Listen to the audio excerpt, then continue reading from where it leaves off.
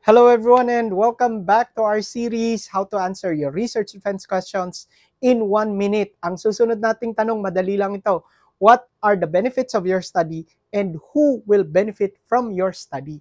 Makikita nyo ang sagot sa tanong na ito sa Chapter 1. Ang bahagi ng Chapter 1 na kailangan nyong hanapin o buksan during your defense, you can do this kung hindi nyo memorize yung inyong manuscript, ay doon sa bahagi na tinatawag nating significance of the study.